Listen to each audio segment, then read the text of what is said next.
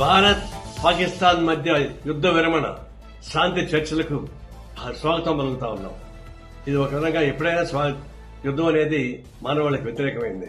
అంటే టెర్రరిస్ట్ ఇంకా ప్రమాదకారి. అందరూ టెర్రరిస్టులను అంతం చేయడానికి కావాల్సిన ఏర్పాటు చేయాల్సిందే. అది రేపు బయలుదేరే డిస్కషన్ లో కూడా పాకిస్తాన్ భారతదేశ మధ్య చర్చల్లో కూడా ఎవరైతే పహల్గాంలో దాడికి ప్లాన్ చేశారో ఆ టెర్రరిస్ట్ వెనక్కి తీసుకురావాలా. ఎందుకంటే గతంలో బాంబేలో హోటల్ పైన దాడి చేసిన టెర్రరిస్ట్ వెనక్కి తీసుకొచ్చారు కదా, అదే పద్ధతుల్లో వీళ్ళని కూడా టెర్రరిస్ట్ కూడా వెనక్కి తీసుకురావాల్సిన అవసరం ఉంది. దాని బయట డిస్కషన్ పెట్టాలా. ఇంకొకటి, ఇప్పుడు శాంతి చర్చలు కొనసాగిస్తున్నాయి కదా. మరి ఒకప్పుడు నేను చెప్పిన దాన్ని నాకు నారాయణ పాకిస్తాన్ పంపించాలని చెప్పేసి కొంతమంది బీజేపీ నాయకులు అవాక శాఖలు వాగారు.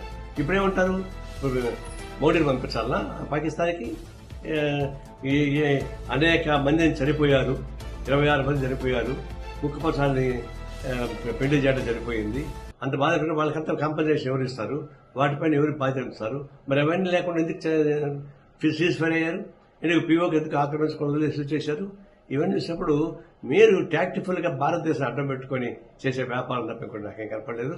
సిన్సియర్గా మేము టెర్రరిస్ట్ పైన దాడి చేయమని గట్టిగా చెప్పిన దానికి మమ్మల్ని అపార్థం చేసుకుంటారా? మేము తీవ్రంగా నిరసిస్తా ఉన్నాం. ఈ శాంతి చర్చను స్వాగతిస్తా ఉన్నాం.